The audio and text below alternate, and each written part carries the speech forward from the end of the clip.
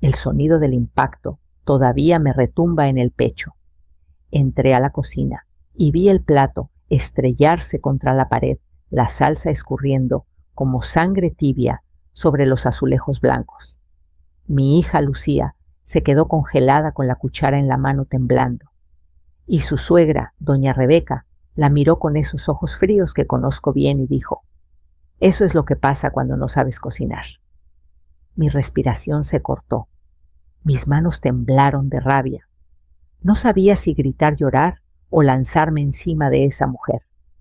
Pero hice una llamada que nadie, absolutamente nadie, esperaba. Cuando crucé el umbral de la cocina, sentí que entraba a un lugar ajeno como si no fuera la casa de mi propia hija.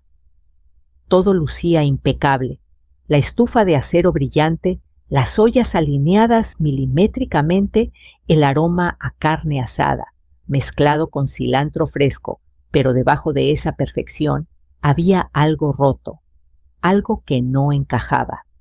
Lucía estaba inclinada sobre la mesa, moviendo la cuchara dentro de la olla de frijoles, como si fuera un acto sagrado.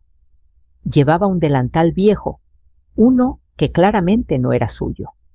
Su cabello, que siempre había cuidado tanto, estaba recogido deprisa en un moño desordenado. Vi sus manos, las manos que yo conocía desde que eran chiquitas, y estaban rojas secas, marcadas por el detergente y el calor. No era la vida que ella había soñado, no era la vida que yo pensé que tendría cuando se casó con Adrián Montiel. Y justo cuando iba a llamarla la voz de Rebeca, cortó el aire como un cuchillo. «Lucía, ¿qué es esto?», dijo con un tono más afilado que un vidrio roto. Vi cómo agarraba el plato caliente con una fuerza sorprendente para una mujer de su edad, y antes de que yo pudiera reaccionar, zas lo lanzó directo contra la pared. El golpe resonó por toda la casa. Se hizo un silencio incómodo, pesado, de esos que te dejan sin aire. Lucía dio un brinco. Los frijoles casi se le caen. Su rostro se puso blanco, como la harina. «Eso te pasa», escupió Rebeca, «por no saber cocinar. A ver si aprendes a hacer algo útil». «Útil». La palabra me atravesó como un dardo. Mis manos empezaron a sudar. Sentí el viejo impulso, ese instinto salvaje de madre, ese fuego que nace cuando ves que tocan lo que más amas subir desde la boca del estómago hasta la garganta. Lucía intentó sonreír, esa sonrisa pequeña forzada que solo hacen los que viven con miedo. Lo arreglo enseguida, suegra, susurró, y se arrodilló. Mi hija, arrodillándose para recoger los pedazos de un plato que ella ni siquiera rompió. Me quedé paralizada. No podía avanzar ni retroceder, no podía respirar. Esa imagen me persiguió en un segundo larguísimo que pareció una vida entera. Rebeca, al verme, cambió su expresión como si activara un interruptor. «¡Ay, Isabel!», exclamó con una sonrisa falsa. «No te había visto. Tu hija es muy distraída, ya sabes, siempre ha sido así. Pero aquí estamos, enseñándole a ser una buena esposa». Una buena esposa. Una buena esposa, según ella, significaba obedecer, callar, trabajar como criada en una casa que no era la suya. Adrián, mientras tanto, estaba en la sala revisando su celular como si nada. Ni siquiera se asomó, ni siquiera preguntó qué pasó, ni un «¿estás bien, amor?», nada, absolutamente nada. Sentí que un nudo me apretaba la garganta. Me acerqué a Lucía y la ayudé a recoger los pedazos. Pero ella me detuvo con una mirada rápida y suplicante. Una mirada que decía: «No hagas nada. No aquí. Por favor». Y yo, aunque mi corazón me gritaba que la defendiera, que le gritara a esa mujer que la sacara de esa casa, me contuve, porque entendí algo. Esto no era la primera vez. No era un arranque, era un patrón. Una cadena que llevaba meses, quizá años, apretándose alrededor del cuello de mi hija. Lucía se levantó despacio. Su delantal estaba manchado de salsa y una gota de sudor le corría por la sien. Mamá, dijo ella, qué sorpresa. No sabía que vendrías hoy. Sonreí, pero creo que incluso mi sonrisa sonó falsa. Quise pasar a saludarte, respondí. Tenía un presentimiento. Rebeca soltó una carcajada amarga.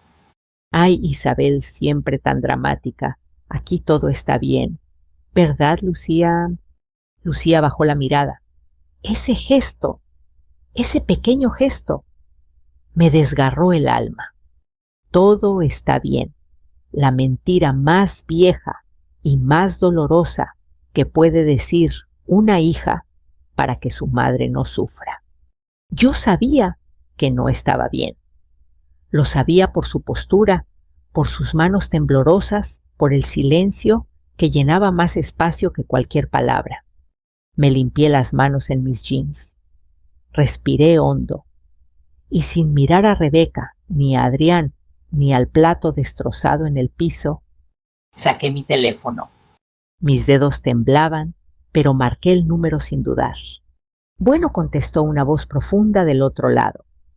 Tomé aire, no aparté la vista de Lucía. Mauro, dije con voz firme. La necesito. Ahora. Rebeca se quedó helada. Lucía abrió los ojos confundida. Adrián por fin levantó la cabeza. Pero nadie sabía lo que esa llamada significaba. Solo yo. Yo sabía que ese era el momento en que algo dentro de mí se rompía. Y algo mucho más grande comenzaba. A veces pienso que la vida no se rompe de golpe. Se va cuarteando poquito a poquito, como esos vasos viejos que aparentan estar enteros, hasta que un día los tomas y se deshacen en tus manos. Lo que vi esa noche, el plato contra la pared, la mirada rota de mi hija, no nació ahí. Venía de lejos, venía de años atrás, y para entenderlo, tengo que irme al principio. Cuando Lucía era pequeña, vivíamos en una casita humilde en Tepic. Nada lujoso, 2 cuartos, un patio chiquito lleno de macetas de sábila y un techo que goteaba cada diciembre. Pero era nuestro, y era un hogar. Ahí crecimos, las dos, una al lado de la otra, como si el mundo fuera un poco menos duro mientras estuviéramos juntas. Lucía siempre fue una niña dulce. No dulce de esas que complacen a todos, no. Dulce de corazón. De esas que te ponen una taza de café aunque tú no la hayas pedido, o que guardan la mitad de su pan dulce para compartirlo contigo, aunque se mueran por comérselo todo. Yo trabajaba como costurera. Me levantaba a las 5, calentaba agua para el café de olla, revisaba mis pedidos del día y salía corriendo a entregar ropa ajustada y faldas remendadas. A veces volvía rendida con agujas todavía clavadas en el mandil. Pero Lucía siempre me recibía con una sonrisa y un abrazo fuerte. Mamá, cuando sea grande, te voy a comprar una casa con ventanas grandotas, me prometía, para que entre mucha luz. Yo me reía, pero en el fondo quería creerle. Ella era mi luz. Y yo quería que volara alto. Todo empezó a cambiar cuando consiguió una beca para estudiar nutrición en Guadalajara. Ese fue uno de los días más felices de mi vida. La vi empacar sus libros, sus libretas llenas de dibujos de verduras y menús que inventaba por diversión, y sentí orgullo. Y miedo también. ¿Y si no encajo, mamá?, me preguntó la noche antes de irse. Hija, tú no tienes que encajar. Tú tienes que brillar, le respondí apretándole las manos. Y quien no pueda con tu luz, que cierre los ojos. La dejé en la estación de autobuses al día siguiente. La vi subirse, acomodar su mochila y buscarme entre la gente para despedirse con la mano. Esa imagen, la de mi niña, avanzando hacia su futuro, se quedó tatuada en mi corazón. Todo marchaba bien. Me llamaba casi todos los días. Me contaba de sus clases, de lo exigentes que eran algunos profesores y de cómo se quedaba estudiando en la biblioteca hasta tarde. Yo trataba de enviarle un poco de dinero cuando podía, aunque fuera para su camión o sus útiles. Y entonces apareció él, Adrián Montiel. El primer día que me habló de él, su voz sonaba diferente, como si hubiera encontrado algo brillante y no supiera si era oro o solo latón. Es muy amable, mamá, me dijo. Siempre me ayuda con mis proyectos, es paciente y me hace reír. Me quedé tranquila. Pensé, si la hace reír, tal vez sea bueno.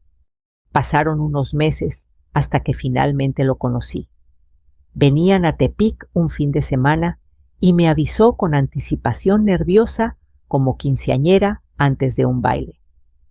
Lavó su ropa, peinó su cabello 1000 veces, hasta se puso los aretes que le regalé cuando cumplió 16 años. El día que tocaron a la puerta, me apresuré a abrirla. Adrián se veía presentable, camisa bien planchada, sonrisa amable, voz educada. Estrechó mi mano con respeto, pero detrás de él venía su madre, doña Rebeca. Traía un perfume fuerte, de esos que llenan toda una habitación, aunque la persona no se haya movido. Sus ojos me recorrieron de arriba abajo con calma, como si evaluara un mueble antiguo. Buenas tardes, dijo sin sonreír. Bienvenida, respondí yo, tratando de mantener la cordialidad. Pasen, por favor. Listo. Ese fue el primer minuto. Y ya había sentido la primera espina. Bebimos café de olla, que ella criticó por demasiado dulce, y Lucía les mostró la casita orgullosa. Pero noté cómo Rebeca fruncía el ceño cada vez que veía algo humilde, los azulejos desgastados, el sillón remendado, las fotos familiares viejas. Adrián ha trabajado mucho para tener una vida cómoda, comentó ella tomando un sorbito de café. Es importante que su esposa sepa mantener ese nivel. No dijo tu hija, no dijo Lucía, dijo su esposa, como si mi hija fuera una figura sin nombre, como si ya le perteneciera. Lucía se puso nerviosa. Yo traté de calmar el ambiente con una broma, pero sentí un frío en el estómago. Ese fue el primer día que tuve miedo. Miedo de que mi hija se enamorara tanto, que dejara pasar señales que yo veía claritas. Pero ¿qué podía hacer Lucía? Lo quería. Y también quería ganarse a su futura suegra. Por eso cuando Adrián le pidió matrimonio un año después, no dije nada. Sabía que si mostraba mi preocupación, ella lo vería como celos o exageración. Así que sonreí, la abracé, lloré de emoción y pensé que tal vez, solo tal vez, mis temores eran infundados. La boda fue hermosa aunque sencilla. Lucía se veía radiante. Adrián la miraba como si fuera su tesoro. Todo parecía perfecto. Pero Rebeca, siempre Rebeca, no dejaba de observar, callada, midiente, registrando cada detalle. Y aunque no lo sabía en ese momento, ese día marcó el inicio de algo oscuro, algo que con el tiempo y con la distancia se transformaría en una sombra grande, silenciosa, que terminaría tragándose la sonrisa de mi hija. Yo no lo vi venir, o quizá lo vi, pero me negué a aceptarlo, porque a veces el amor de madre no solo nos hace fuertes, también nos ciega. Cuando Lucía se casó con Adrián y se mudaron a Guadalajara, pensé que mi función como madre cambiaría, pero no desaparecería. Me repetía que ya era una mujer hecha y derecha, que tenía su propio hogar, que yo debía darle espacio. Y además, tuve que mudarme temporalmente a Mazatlán para cuidar a mi mamá enferma. Fueron 5 años muy duros, hospitales, tratamientos, noches enteras sin dormir. En ese tiempo, Lucía y yo hablábamos menos, pero cada llamada suya era un pequeño respiro. Mamá, estoy bien, me decía siempre. La familia de Adrián es exigente, sí, pero todo irá mejorando. Exigente. Esa palabra se repitió tantas veces que dejó de sonar normal y empezó a sonar como una alarma que nadie más escuchaba. Pasó el tiempo. Mi mamá falleció y yo entendí que ya no tenía nada que me atara a Mazatlán. Extrañaba a mi hija con una fuerza invisible, pero constante como esas mareas que siempre vuelven al mismo punto sin importar cuántas veces retrocedan. Empaqué mis cosas, cerré la casita que había rentado y tomé un autobús rumbo a Guadalajara. No le dije a Lucía que llegaba ese día. Quería sorprenderla y quizás también ver su vida tal como era, sin preparaciones, sin sonrisas ensayadas. Llegué al fraccionamiento donde vivían los Montiel. Casas grandes, todas con jardines perfectos y portones eléctricos que se abrían sin ruido. Pero en medio de todo ese lujo silencioso, me dio la sensación de que algo estaba fuera de lugar, como una nota discordante en una canción bonita. Toqué el timbre, nadie contestó. Toqué otra vez. Silencio. Me asomé por la ventana lateral. Vi luces encendidas en la cocina y el sonido de una olla hirviendo. Empujé la puerta, estaba sin seguro. Entré. Lo que encontré fue el principio de la verdad. Lucía estaba sola en la cocina preparando un caldo. Llevaba un suéter viejo y su cabello estaba recogido tan fuerte que le tensaba la piel de la frente. Cuando me vio, sus ojos brillaron de sorpresa y alivio. Mamá exclamó, «No sabía que vendrías». La abracé. Sentí lo liviano que estaba su cuerpo, cómo no me devolvía el abrazo con la misma fuerza de antes. Algo se estaba apagando en ella y yo no sabía cuándo había comenzado. Quise pasar a verte, le dije. Andaba cerca. Era mentira, pero era la mentira de una madre que quiere aparecer justo a tiempo. Adrián está, pregunté después de un momento. En la oficina, creo, respondió. Dudó. Ese creo me cayó mal como un hielo que se derrite en el estómago. Luego escuché los pasos de Rebeca cruzando el pasillo. Su voz llegó antes que ella. ¿Qué tanto tardan esos frijoles? La cena debe estar lista a las 8. Lucía dio un brinco instintivo, como si su suegra fuera una maestra estricta a punto de castigarla. Entonces Rebeca entró a la cocina y me vio. Se quedó petrificada por medio segundo, pero enseguida se recompuso con sonrisa hipócrita. Isabel, ¡qué sorpresa! Dijo sorpresa, con un tono que realmente quería decir. ¿Qué haces aquí sin avisar? Pasé a ver cómo estaba mi hija, contesté con una sonrisa igual de falsa. Lucía se apresuró a mover las ollas, a limpiar un derrame mínimo, a organizar la mesa, como si su vida dependiera de ello. Rebeca inspeccionó la sopa con el ceño fruncido. Esto está muy soso. Ya te dije que uses menos agua. Y sin más. Tomó la cuchara, probó y arrugó la cara como si hubiera comido veneno. Lucía tragó saliva. Vi cómo sus manos temblaban apenas un poco lo suficiente para que yo lo notara. Al final Adrián llegó. Entró a la cocina, saludó con un beso rápido a Lucía, tan rápido que ni siquiera la miró a los ojos, y luego se puso del lado de su madre, preguntándole si todo estaba bien. Lucía sonrió, como si le hubieran puesto un arma en la espalda. Esa sonrisa rota fue el segundo aviso. Cuando nos quedamos solas unos minutos, Lucía me enseñó su cuarto. No era realmente su cuarto.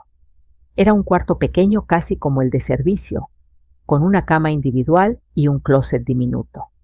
¿Y el cuarto principal?, pregunté confundida. Ahí duermen Adrián y su mamá, respondió bajito. Dice que últimamente se ha sentido débil y necesita que él la cuide. Me quedé helada. Mi hija estaba casada y no dormía con su esposo. La cama tenía sábanas viejas. El buró tenía una lámpara rota. No había fotos de boda. No había nada de ella. Era como si Lucía hubiera desaparecido dentro de esa casa. Y entonces vi algo que me atravesó el corazón. Sus manos, secas, agrietadas, con pequeñas cortadas. Manos de alguien que trabaja sin descanso. Manos de alguien que ya no vive, solo sobrevive. ¿Qué está pasando?, Lucía pregunté con voz baja pero firme. Ella negó con un gesto rápido, casi desesperado. Nada, mamá. Solo estoy cansada. La familia es complicada, pero estoy bien. La mentira estaba ahí, pegada a su lengua pesada. No la presioné, no todavía. Solo la abracé, aunque ella estaba rígida, como si temiera que alguien la viera. Esa noche, cuando regresé a la sala, vi algo que ya había sospechado. En una esquina, sobre el escritorio de Adrián, encontré un sobre del banco. Lo abrí sin pensarlo 2 veces. Rebeca estaba distraída regañando a Lucía. El papel decía: pago atrasado, préstamo hipotecario. Y abajo, Adrián Montiel, aviso final. Mi corazón se detuvo. La casa que presumían como su orgullo estaba a punto de perderse. Y si mi sentido común no me fallaba, Lucía estaba pagando por eso. Lucía estaba sosteniendo esa casa con su cuerpo y con su alma. Lucía era la columna que ellos explotaban sin piedad. Ese fue el primer golpe, el primero de muchos. Y también fue el momento en que decidí que no iba a quedarme de brazos cruzados. No otra vez, no cuando se trataba de mi hija. Esa misma noche, cuando salí de la casa Montiel, sentí el aire frío rozarme la piel.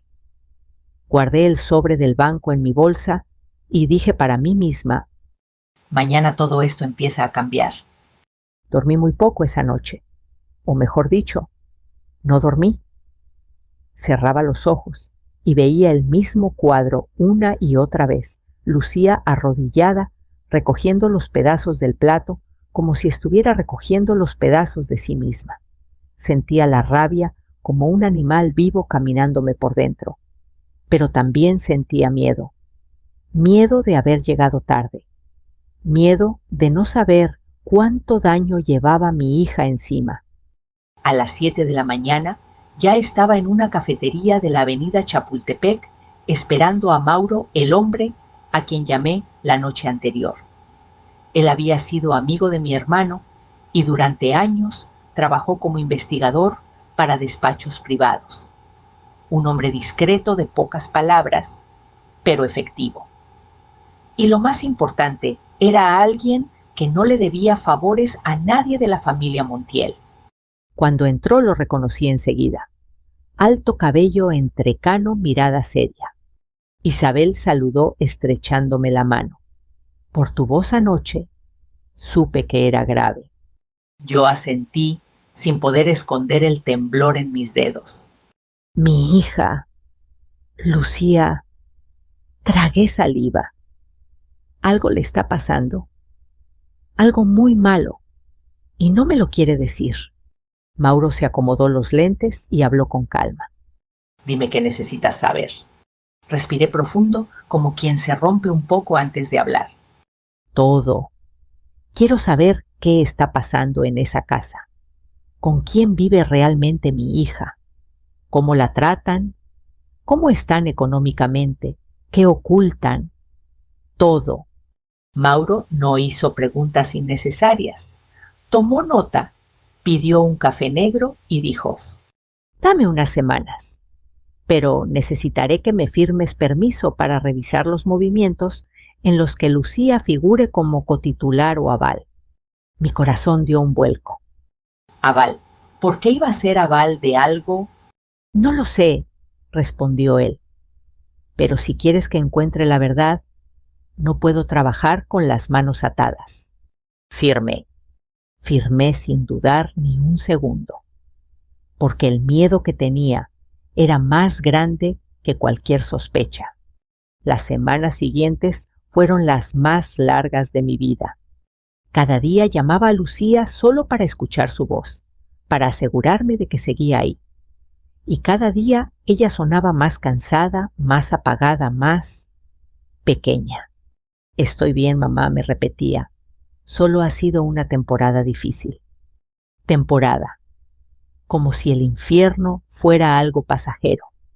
A veces escuchaba a Rebeca de fondo, dando órdenes, corrigiendo, criticando. A veces escuchaba a Adrián, hablándole como si fuera una empleada, no una esposa. Y otras veces solamente escuchaba silencio. Ese silencio tenso, duro, que aparece cuando alguien está cuidando cada palabra para no encender una bomba. Yo no decía nada todavía, no podía. Había prometido esperar a Mauro. Una tarde gris, mientras organizaba la ropa de mi mamá, la misma ropa que aún olía a medicamento y a humedad del mar, recibí un mensaje. Listo, necesitamos hablar. Sentí un escalofrío. Le respondí que lo vería en el mismo café. Cuando llegué, Mauro ya estaba sentado con una carpeta gruesa frente a él. Sus ojos no tenían la frialdad profesional de siempre, tenían algo más. Algo como lástima. Isabel comenzó. Lo que encontré no es fácil de decir. Me preparé. Apoyé las manos en la mesa para no temblar. Empieza, susurré. Mauro abrió la carpeta. Y entonces la verdad empezó a caer como piedras. Rebeca estaba endeudada hasta el cuello. La señora lleva años gastando más de lo que tiene, explicó. Ropa de diseñador, tratamientos estéticos, cenas lujosas. Todo a crédito. Tiene 4 tarjetas saturadas.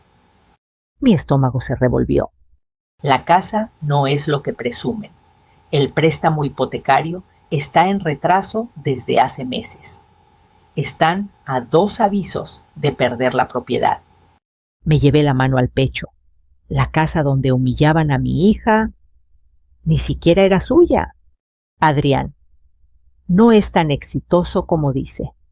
Perdió dinero en un negocio de importaciones. Malas decisiones, contratos sin revisar. Tiene varias deudas a su nombre. Mi mandíbula se tensó. Lucía está involucrada sin saberlo. Mauro respiró hondo antes de seguir. Isabel, tu hija aparece como cotitular en una línea de crédito personal por 200,000 pesos y también como responsable secundaria en un préstamo que Adrián pidió para renovar la casa. Sentí la sangre abandonarme las manos. Cómo casi no me salió la voz. ¿Cómo la hicieron firmar algo así? Por las fechas todo indica que firmó cuando todavía estaba estudiando. Quizás le presentaron los papeles como un trámite o como un apoyo para construir su vida juntos. Me cubrí la boca. Tenía ganas de llorar, de gritar, de romper algo. Pero Mauro continuó. Los ingresos de Lucía desaparecen. Desde hace un año, dijo, el dinero que tú le envías se deposita en una cuenta conjunta a la que solo tiene acceso Rebeca. Tu hija apenas usa esa tarjeta.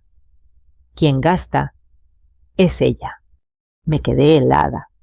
El dinero que yo mandaba con sacrificio. El dinero que yo pensaba que iba para la comida, los libros, los gastos de mi hija, se lo estaba gastando la mujer que le aventaba platos en la cara. No hay infidelidad, pero sí manipulación. No hay señales de que Adrián la engañe, admitió Mauro. Lo que sí hay es dependencia y control. Él toma todas las decisiones. Le dice qué comprar, qué vestir, qué cocinar. Vive pegado a su madre. Es ella quien dirige todo. Ella gobierna esa casa. Me quedé en silencio. Era peor que cualquier infidelidad. Era un encierro emocional, una cárcel disfrazada de familia. Mauro cerró la carpeta con suavidad. Isabel, Tu hija no está viviendo, está atrapada. Y si no hacemos algo pronto, ella va a cargar con deudas que no pidió y con una vida que no merece. Yo no lloré, no en ese momento. Sentí una calma extraña, dura, como el filo de un cuchillo recién afilado. Gracias, Mauro, dije guardando la carpeta en mi bolsa. Ahora sé lo que tengo que hacer. Me miró con respeto, quizá también con un poco de miedo. Ten cuidado, Isabel, esta gente no juega limpio. Yo asentí. Por eso, levanté la barbilla, voy a jugar mejor que ellos. Cuando salí del café, el aire olía a tierra mojada. El cielo estaba nublado gris pesado. Pero dentro de mí, algo se había encendido. Una llama vieja, una que creía apagada. Y sabía, con la certeza de una madre, que ya no teme a nada, que esa llama iba a quemar todas las mentiras que habían construido alrededor de mi hija. A partir de ese instante, mi guerra había comenzado. Cuando salí del café con la carpeta en la bolsa, sentí que mis pasos tenían otro peso. No era miedo, no era duda, era decisión pura y dura. Como si cada hoja dentro de esa carpeta fuera un ladrillo que sostenía una nueva versión de mí, una que ya no estaba dispuesta a mendigar explicaciones ni a esperar milagros. Esa tarde me senté en mi sala, con todas las luces apagadas, solo una lámpara encendida, iluminando el montón de papeles que había sobre la mesa. Revisé cada documento una y otra vez. Leí cada deuda, cada movimiento bancario, cada firma que no era de Lucía, aunque su nombre sí estuviera ahí. Lloré un poco. Sí lloré, pero no por tristeza, sino por algo más cercano a la furia. Una furia silenciosa de esa que solo conocen las madres que han visto a sus hijas hundirse sin entender por qué. Cuando por fin levanté la mirada del montón de papeles, ya sabía exactamente qué iba a hacer. Y lo primero era hablar con Lucía. La llamé a las 9 de la noche. Mamá, contestó ella, con voz baja, como si hablara desde un baño o desde algún rincón escondido. No puedo hablar mucho. Están cenando. ¿Están? No estamos. Qué curioso cómo una sola palabra podía decir tanto. Necesito verte mañana, dije con tono firme, sin pedir, sin suplicar. Silencio. Podía escuchar incluso el roce de su respiración nerviosa. No sé si pueda, susurró. Rebeca quiere que la acompañe a... Lucía la interrumpí suavemente, pero con firmeza. No te estoy preguntando. Te estoy diciendo que te veo mañana a las 10, en el café donde siempre íbamos cuando estabas en la prepa. ¿Te acuerdas? Otro silencio, pero esta vez sentí un quiebre. Sí, mamá, respondió al fin, con una voz tan cansada que me dolió el pecho. Ahí estaré, colgó antes de que pudiera decir más. Yo cerré los ojos y recé por ella, por mí, por la fuerza que íbamos a necesitar. La mañana siguiente amaneció fría pero luminosa. Llegué al café media hora antes, como siempre hacía cuando quería prepararme mentalmente. A las 10:07 entró Lucía, y me dolió verla. Sus ojos tenían ojeras profundas, sus hombros caídos, su blusa estaba impecable, demasiado impecable, como si alguien la hubiera revisado antes de dejarla salir. Me abrazó, pero fue un abrazo corto, tembloroso, como si tuviera miedo de que alguien la estuviera observando. ¿Qué pasa, mamá?, preguntó sentándose frente a mí. Saqué la carpeta. No la abrí de inmediato. Primero la miré directo a los ojos. Lucía, necesito que me digas la verdad. Lo que te pasó la otra noche no es la primera vez, ¿verdad? Ella apretó los labios. Su barbilla empezó a temblar. No quiero hablar de eso, susurró. Pues yo sí, dije con voz baja pero firme. Porque eres mi hija. Y no voy a permitir que nadie te humille, ni una sola vez más. Tragó saliva. Miró hacia la puerta nerviosa. Si Rebeca se entera de que vine... No tiene por qué enterarse, dije. Abrí la carpeta y saqué los primeros documentos. Los puse frente a ella. Quiero que me expliques esto. Lucía se quedó mirando las hojas como si fueran en otro idioma. ¿Qué es esto?, preguntó con voz débil. Deudas, Lucía. Préstamos a tu nombre, movimientos bancarios, el dinero que te mando. No lo estás usando tú. Ella palideció. Yo no sabía. La miré buscando mentiras en su rostro. No había ninguna. ¿Rebeca te hizo firmar papeles? Ella asintió muy despacio. Me dijo que era para actualizar un contrato del gas o algo de la casa. Yo no sabía. Las lágrimas empezaron a caer. No las contuvo, no podía. ¿Y el dinero que te mando? Pregunté con la voz quebrada. ¿Se lo da Rebeca? Lucía asintió otra vez. Dice que ella administra mejor, que yo soy desordenada, que si yo manejo el dinero... Adrián se enoja. Me quedé helada. Era peor de lo que imaginé, mucho peor. ¿Adrián te grita?, pregunté. No grita, respondió ella limpiándose las lágrimas. Pero, no sé, cuando se enoja, cambia, me ignora, o me habla como si fuera tonta, o me recuerda que él me rescató cuando yo no era nadie. Yo cerré la carpeta. Lucía, dije con la voz más estable que pude, aunque mi corazón estaba hecho pedazos. No estás viendo la realidad. Esa familia está usando tu nombre, tu dinero, tu vida. Ella bajó la mirada. Es que, si los dejo, ¿qué soy, mamá? ¿A dónde voy? No tengo nada. No tengo a nadie. Sentí un golpe directo en el pecho. Me tienes a mí, hija. A mí. Siempre me has tenido. Ella rompió en llanto. Un llanto profundo, antiguo, de esos que vienen desde el alma.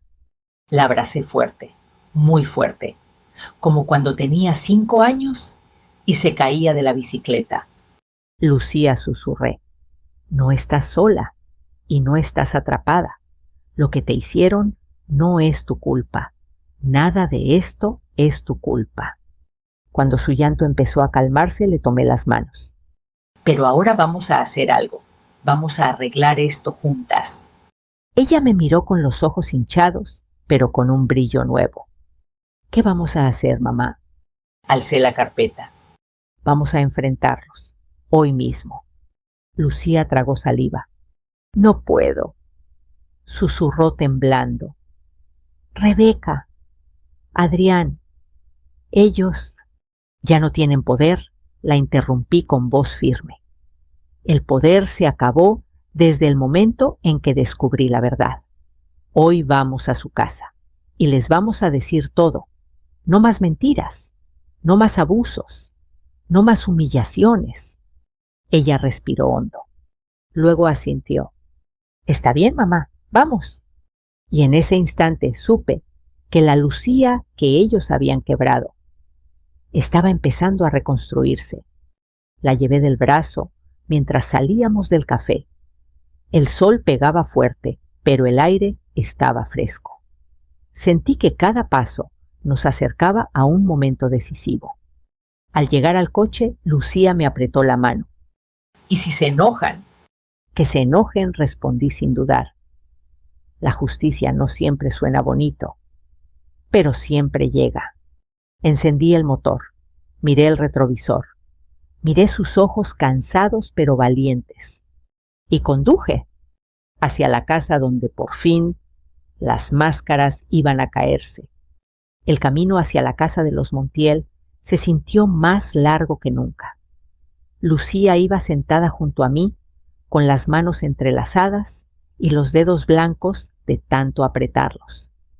Yo podía sentir su miedo no porque hablara, sino porque supe leerle el cuerpo desde que era niña, el temblor en su pierna derecha, la forma en que mordía el interior de sus mejillas, el modo en que miraba por la ventana, como si buscara una salida que no existía.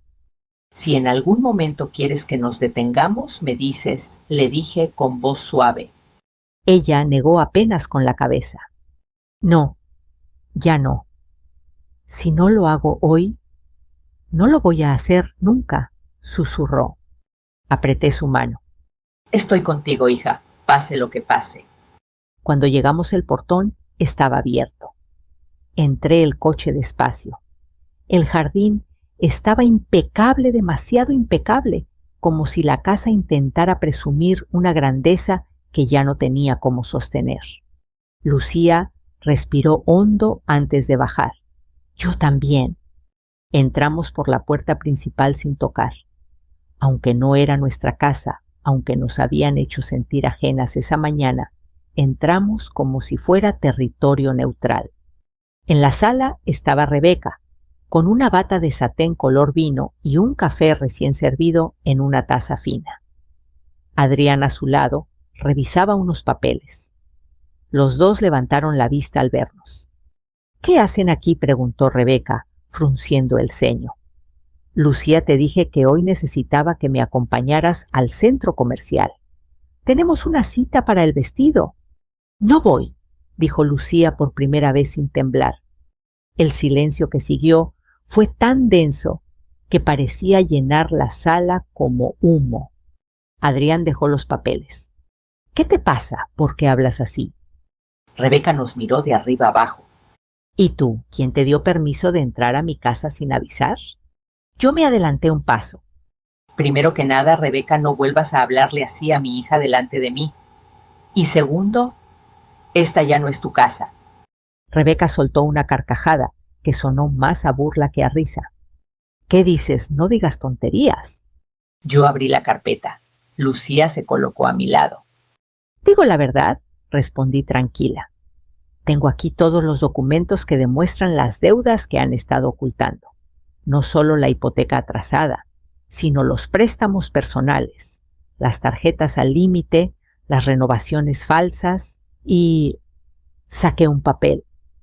Lo más importante, los créditos, donde usaron a mi hija como cotitular sin decirle la verdad. Adrián se puso tenso. No tienes idea de lo que estás diciendo, escupió. Tengo todas las pruebas, repliqué. Puse los papeles sobre la mesa de centro uno por uno como si estuviera acomodando piezas de dominó. Aquí está tu firma, Adrián. Y aquí está la de Rebeca. Y aquí la de Lucía, falsificada en la mayoría. Rebeca palideció. Eso es absurdo. ¿De dónde sacaste eso? Lucía respiró hondo. Me hicieron firmar papeles sin explicarme. Me dijeron que eran trámites de la casa. Pero no era verdad, ¿verdad, Rebeca? La mujer clavó la mirada en ella. Si hubiera sido más organizada, no habría sido necesario. Lucía dio un paso atrás, como si ese comentario le hubiera dado una bofetada. Yo apreté los dientes. Organizada. Le robaste el dinero, Rebeca. El dinero que yo enviaba para ella. Tú lo gastabas, tú lo sacabas, tú lo usabas para tus caprichos. Adrián golpeó la mesa. Basta, no tienes derecho a venir aquí a levantar falsas acusaciones.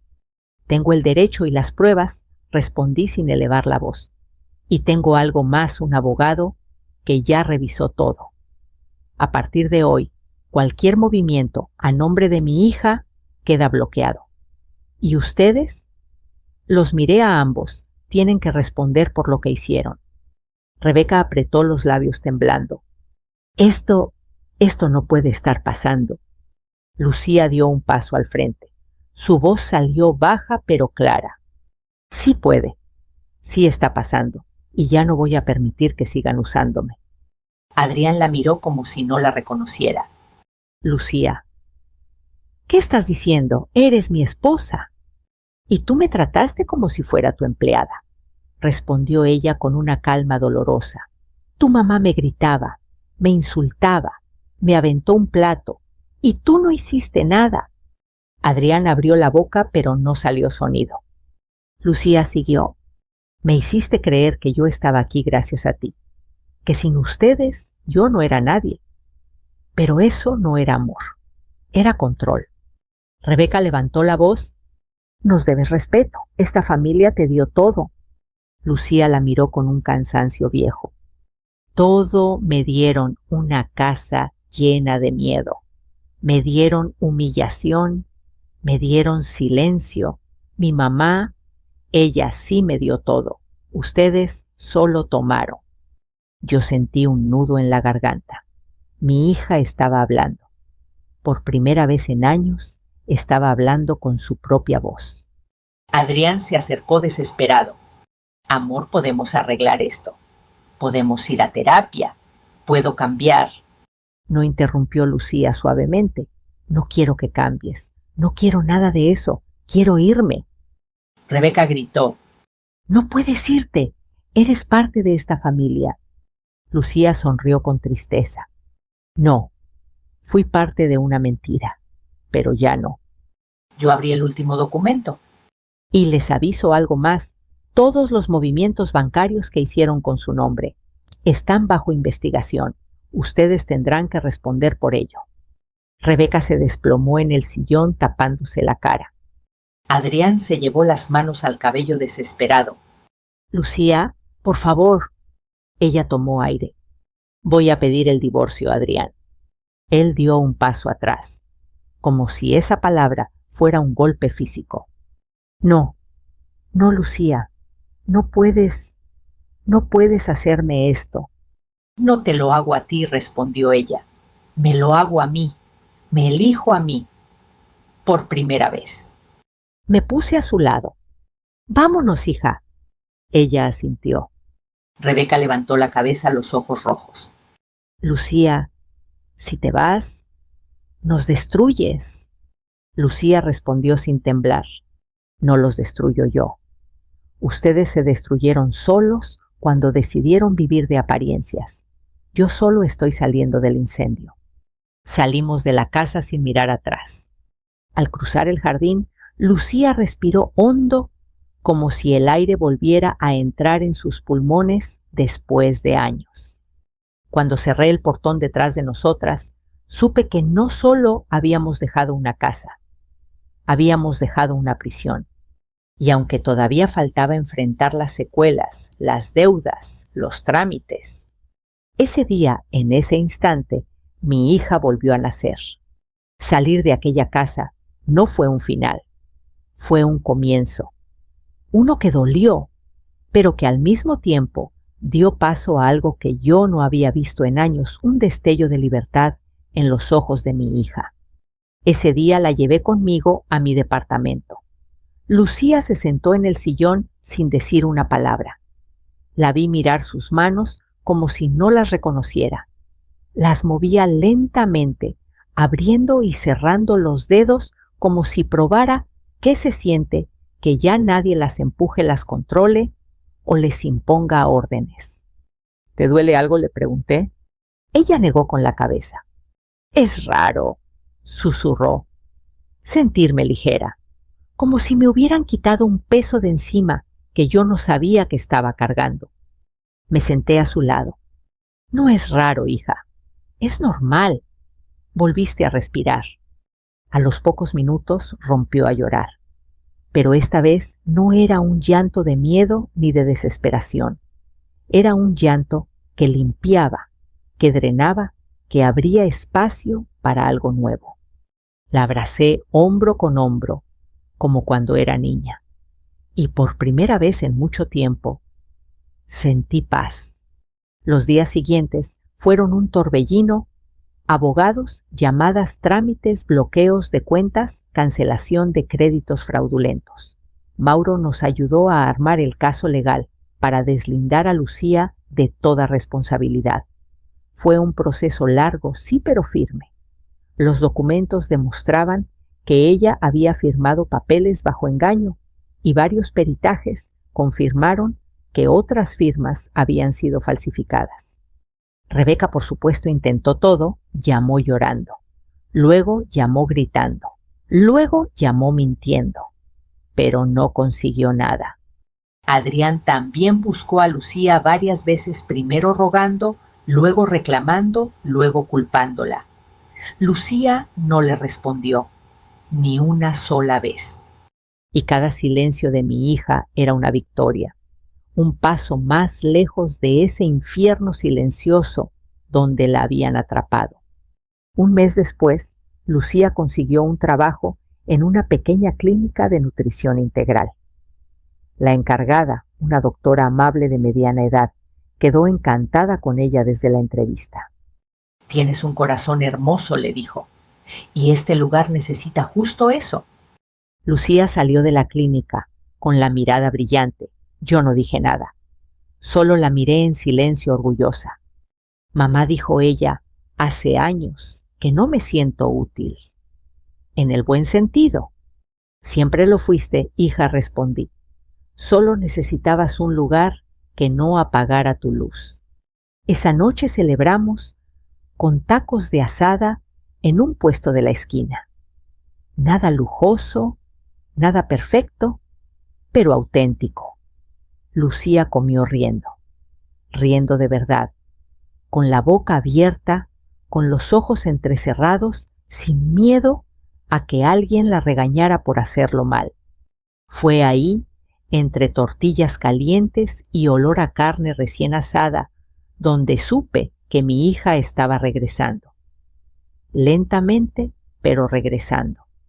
Pasaron los meses. La demanda contra Rebeca y Adrián avanzó. El juez falló a favor de Lucía en la primera audiencia preliminar. Las deudas quedaron a nombre de quienes realmente las generaron.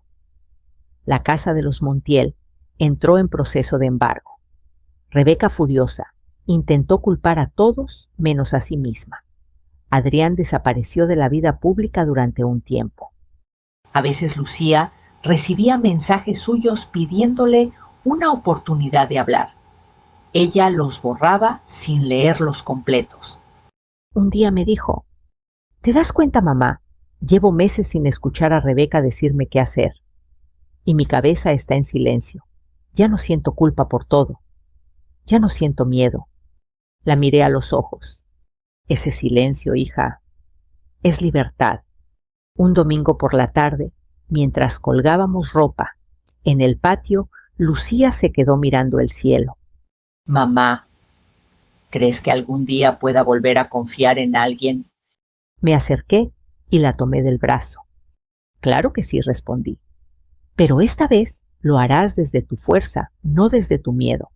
Y la persona que llegue a tu vida tendrá que merecerte». Sonrió esa sonrisa suya, tan parecida a cuando era niña. «Tengo ganas de volver a vivir, mamá. De verdad vivir». «Entonces hazlo», le dije. «El mundo no se acabó, solo se enderezó». Hoy, mientras te cuento esta historia, Lucía está en la cocina preparando una receta nueva para la clínica. Su cabello está suelto, sus manos más sanas, su voz más firme. Y cada vez que se ríe, siento que una parte del mundo se acomoda en su lugar. A veces la veo mirar el pasado con un poquito de dolor, pero también con gratitud, porque ese dolor la hizo más fuerte, más consciente, más compasiva consigo misma. Yo, por mi parte, aprendí una lección que quiero compartir contigo, que estás escuchando esto. Cuando una madre siente que algo no está bien, casi siempre tiene razón. Cuando una hija calla, casi siempre está pidiendo ayuda sin decirlo. Y cuando la verdad se abre paso, nada ni nadie puede detenerla. Lucía renació entre ruinas, y yo renací con ella. Gracias por acompañarme hasta el final de esta historia. Si algo en este relato te tocó el corazón o te hizo reflexionar, cuéntame en los comentarios desde dónde nos escuchas. Nos encanta saber hasta dónde llegan nuestras historias.